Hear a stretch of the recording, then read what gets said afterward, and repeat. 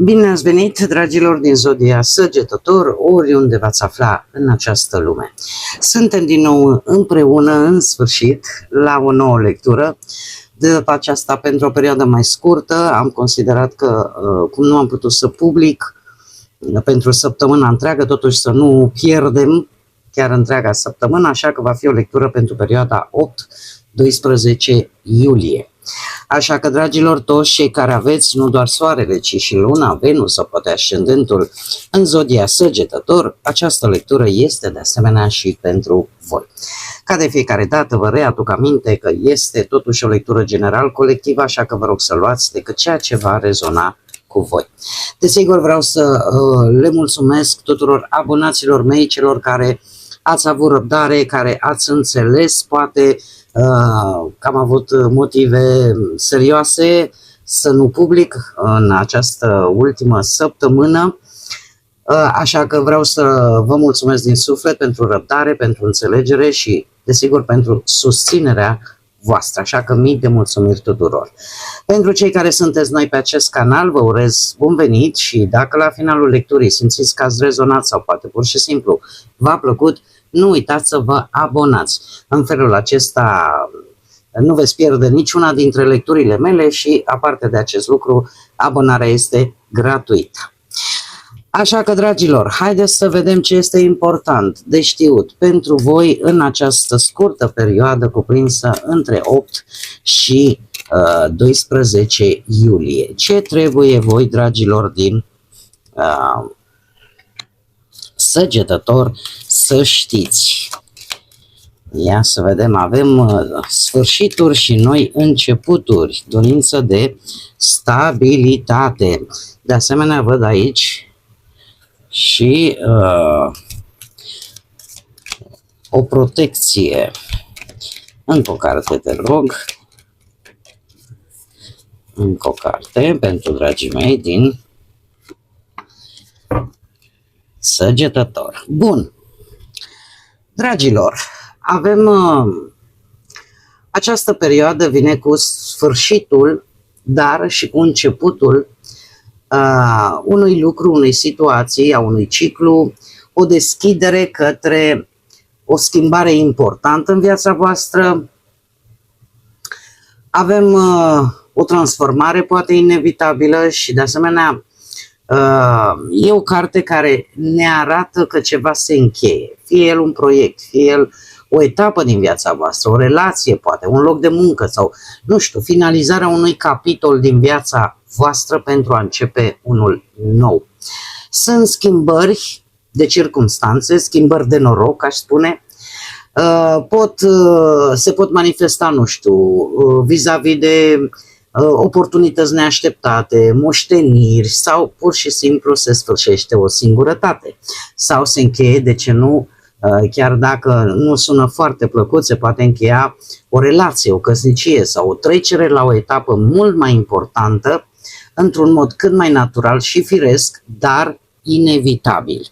Ce înseamnă asta? Că lucrurile, situațiile se pot mișca destul de lent, e nevoie de răbdare, e posibil să vedeți momente în care e nevoie să, chiar este necesar să nu vă grăbiți și să nu grăbiți lucrurile, să fiți atenți la siguranța voastră, la tot ceea ce voi faceți, să fiți precauți și de asemenea poate indica anumite lucruri care merg poate prea încet sau care pot avea parte de anumite întârzieri, mai ales dacă aveți un plan în minte sau pur și simplu simțiți necesitatea să încetiniți un pic ritmul și să nu forțați anumite situații. E posibil ca cineva din jurul vostru poate, să zicem așa, întârzia anumite lucruri, anumite aspecte din viața voastră, dar de asemenea ne vorbește și de protecție. O protecție pe care o aveți, mai ales că, din câte văd eu aici, vin schimbări. Vin schimbări și nu oricum, schimbări care vă fac să vă simțiți poate vulnerabil, situații care vă pot face să simțiți că vă scoate așa un pic din zona voastră de confort. Sunt situații care vor necesita atenția voastră, dar de asemenea, cumva sunteți totuși protejați. Avem două cărți care ne vorbesc de protecție. Atenție, în primul rând, la sănătatea voastră fizică, în special la zona gurii, la dinți, de ce nu, avem dintele aici. O vizită poate la stomatolog, posibil. Sunt anumite persoane, așa cum bine am văzut, care vor profita de această vulnerabilitate în care veți intra. Așa că nu luați aceste schimbări și aceste lucruri care încheie anumite capitole din viața voastră ca pe ceva rău.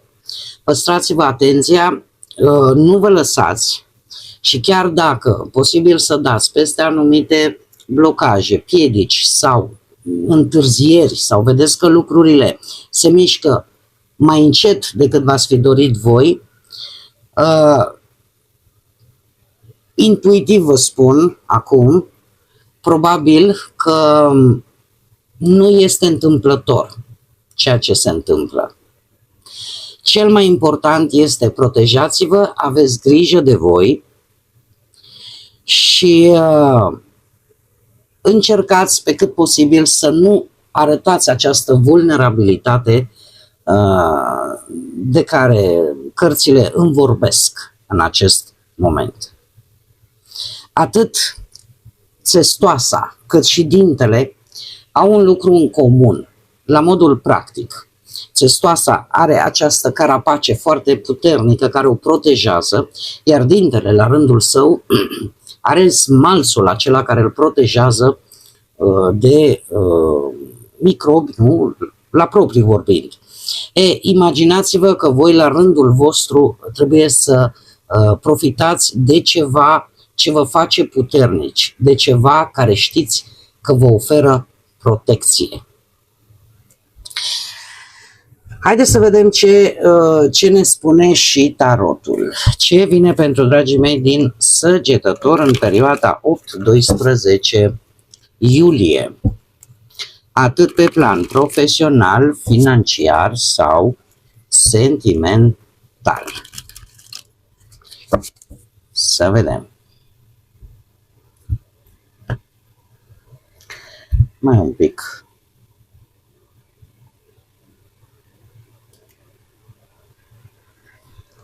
Ca să am loc pe masă. Și avem steaua. 8 de bâte, într-adevăr ceva rapid vine și mai ales pe partea banilor. Avem împărăteasa, avem luna și surpriza perioadei. Haideți să vedem.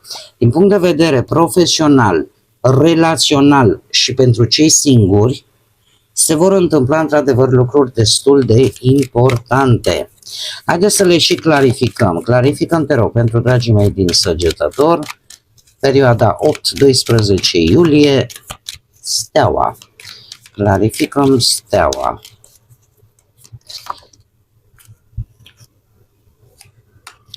Clarificăm 8 de bâte. Ceva se întâmplă pe partea banilor. Împărăteasa, luna, clarificăm luna, te rog.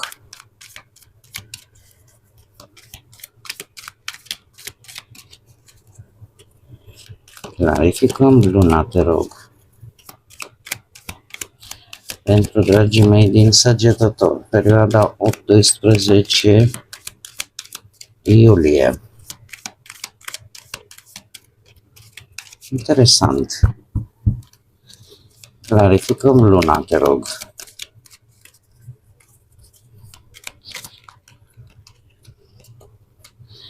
Și clarificăm surpriza perioadei. Bun. Pe plan profesional avem steaua, zodia Vărsător. Poate unii dintre voi aveți ascendent pe Vărsător sau cumva are legătură această zodie cu unii dintre voi. Acum este opțional, fiind o lectură general colectivă. Ce vedem? De unde vine totuși steaua? Vine de la un 5 de bâte.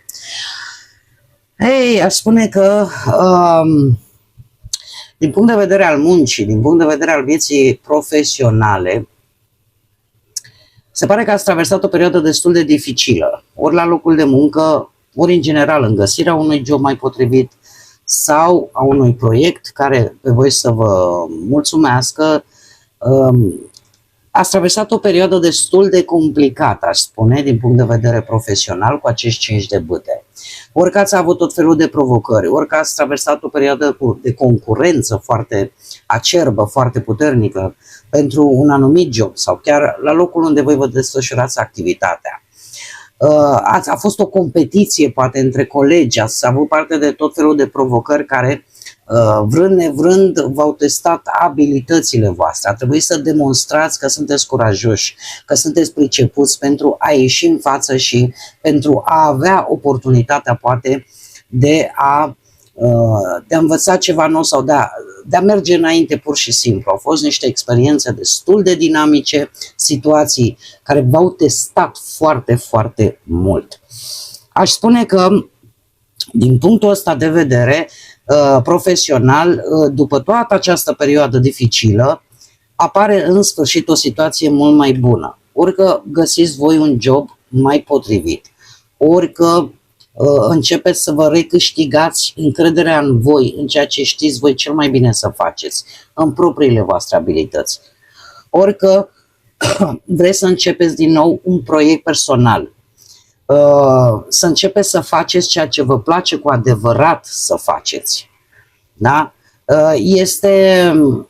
E ceva care vă dă speranță, e ceva care vă aduce în sfârșit un dram de liniște și cred că cel mai important vă dă încredere în viitor, cel puțin din punct de vedere profesional. Ce este foarte interesant pe plan material? Pe plan material se pare că ați oscilat foarte mult, poate între două situații financiare. Doiul de monede aici îmi vorbește de un moment în care ați analizat anumite resurse, anumite câștiguri. Posibil să fie avut două oferte, două investiții sau să alegeți cam în două locuri care au fost de interesul vostru, să cumpărați ceva, să investiți în ceva.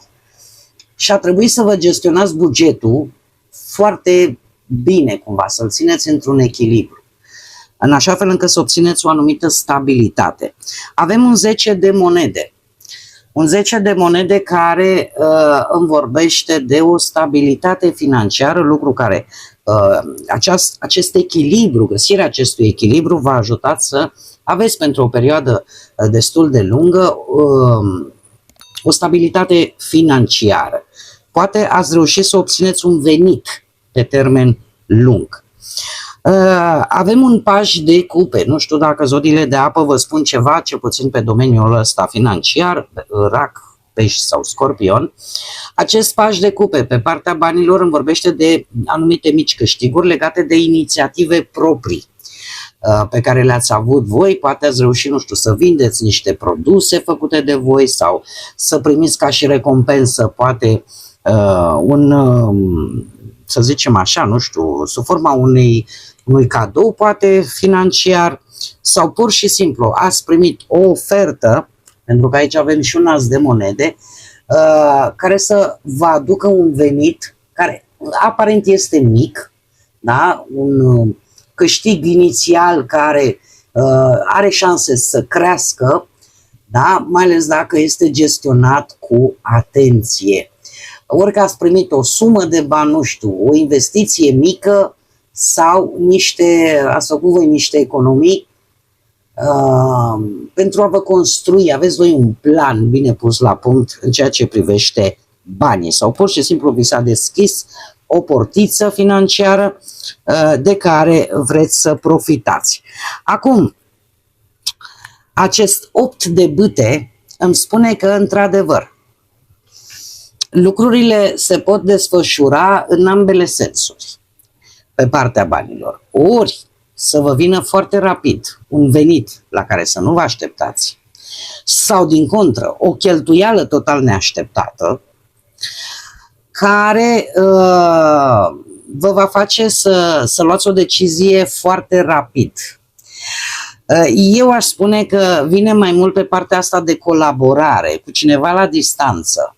O colaborare care ori vă poate aduce un câștig imediat, ori chiar dacă vreți poate să investiți în ceva, să cumpărați ceva, să cheltuiți într-un mod total neașteptat, nu v-ați fi gândit la acest lucru, să cheltuiți niște bani.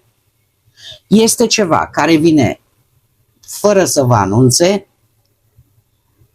în care voi va trebui să luați o decizie foarte rapidă și aici ar trebui să analizați foarte bine dacă acceptați o anumită ofertă fără să studiezi foarte bine aspectele și în felul ăsta să riscați niște bani, nu știu, prin tot felul de acțiuni prea rapide sau neplanificate. Aici depinde foarte mult de voi, pentru că lucrurile vor avea o dinamică foarte rapidă în ceea ce privește bănuții.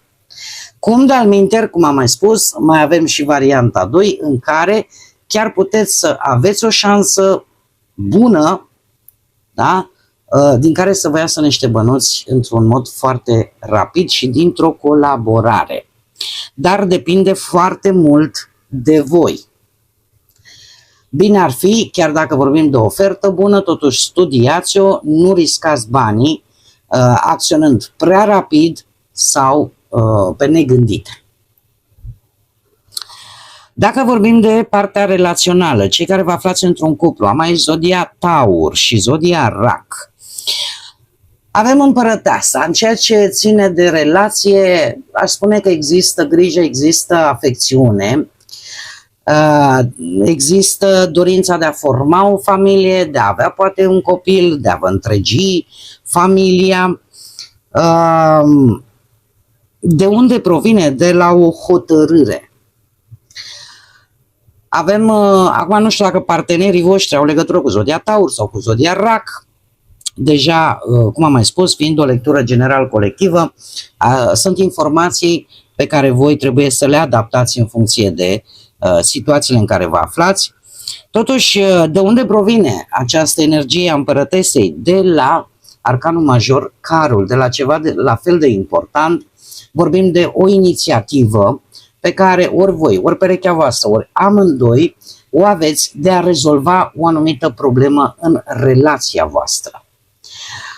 Se pare că s-a încercat găsirea unor soluții la anumite conflicte, poate care le-ați avut, ori voi, ori perechea voastră, ori ambele persoane au arătat hotărâre, implicare, pentru că s-a dorit menținerea acestei relații. Și a fost un lucru hotărât, tind să cred că a fost ceva comun sau poate voi sau perechea voastră, unul din voi a fost mai hotărât ca această relație să meargă înainte.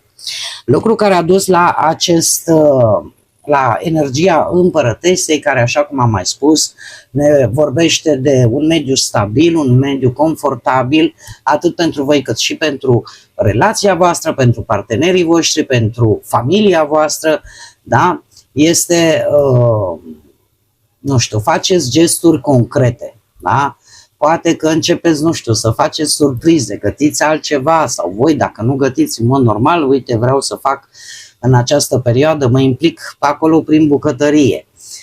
Cadouri practice, uite, nu ți-am mai cumpărat de nu știu câtă vreme cu tare lucru de care eu știu că tu ai nevoie. Adică lucruri de genul ăsta se vede clar foarte multă hotărâre de a menține relația în cele mai bune condiții.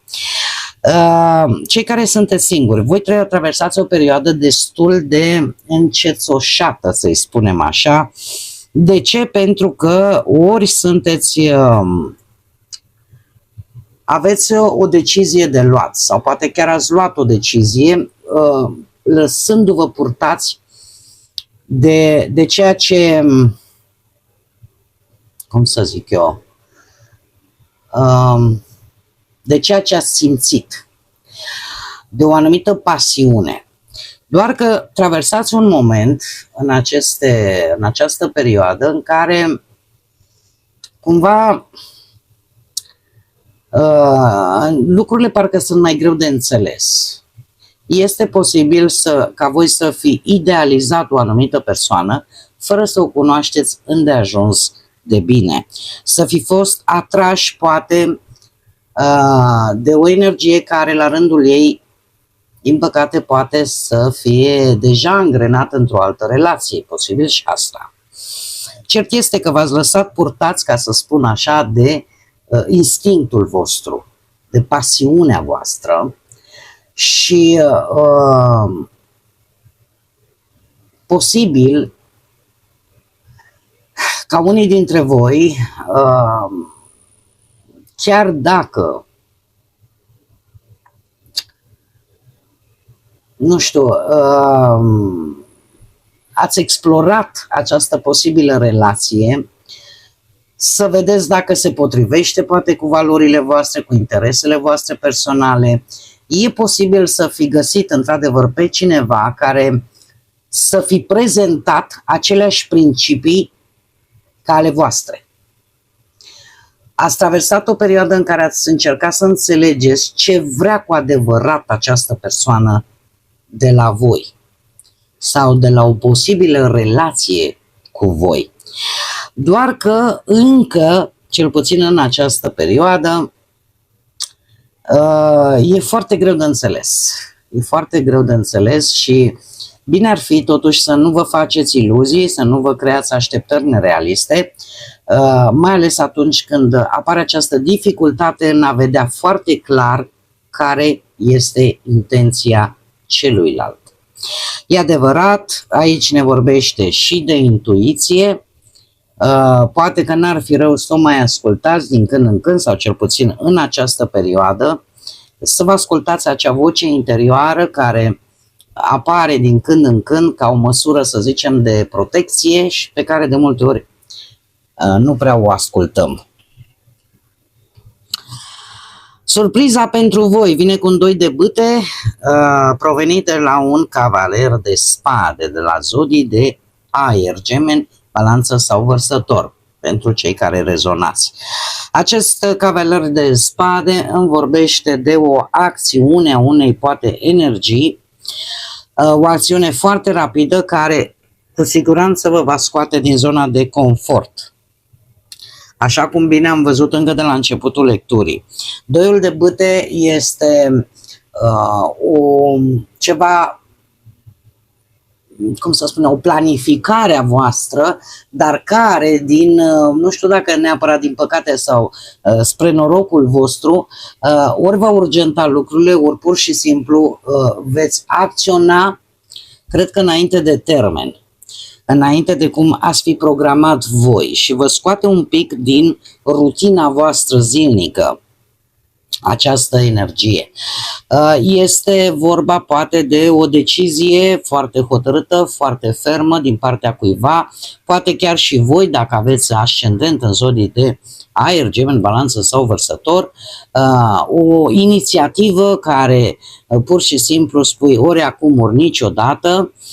Aveți grijă totuși la impulsivitate, la comunicarea poate prea directă, asta în cazul în care vă regăsiți pe voi în această descriere. Dacă nu, trebuie, indiferent cum, că sunteți voi sau că este o altă energie, fiți atenți și la consecințe. Da? Fiți atenți și la consecințe. Este într-adevăr o situație care vă va scoate din rutina voastră obișnuită și vă va pune în fața faptului împlinit în care voi trebuie să faceți o alegere și să vă pregătiți și pentru a acționa. Haideți să vedem acum și ce mesaj am pentru voi, dragilor, din Săgetător. Care este mesajul pentru voi, perioada 8-12 iulie?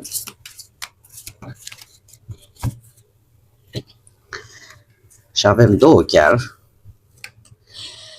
Ei, numerele pentru voi sunt 1, 10, 2, 5, 7 și 25. Și ne vorbește de prietenie și de moderație. Se pare că e un moment în care tu să cauți acel suport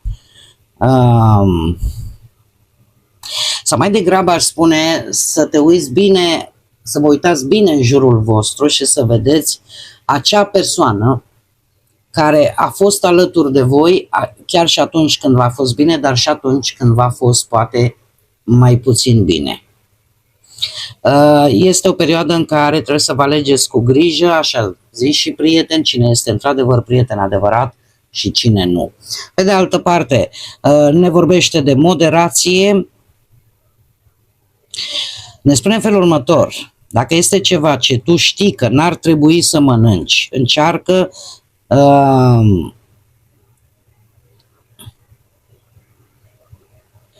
foarte interesant, pentru că aici îmi vorbește foarte mult de moderația vis-a-vis de ceea ce mâncați, de ceea ce consumați. Eu aș generaliza și aș spune că moderația este foarte bună cam în toate aspectele vieții. Este bine în această perioadă să nu exagerați cu absolut nimic din ceea ce poate ați făcut până acum, nu neapărat de mâncare, e vorba de orice altă situație. Fiți cât mai echilibrați, mergeți cât mai, cum să spun eu, nu grăbiți lucrurile. Unele situații se rezolvă tocmai prin faptul că se mișcă un pic mai încet și au timp. Vă dă și vouă timp să le analizați, vă dă și vouă timp să le gândiți mult mai bine, așa că fiți echilibrați, fiți moderați în această perioadă din mesajele pe care zânele, pentru că este oracolul zânelor, vi le transmit. Este o perioadă tare bună ca voi să fiți echilibrați, răbdători și să vă adaptați la situațiile care vin în viața voastră.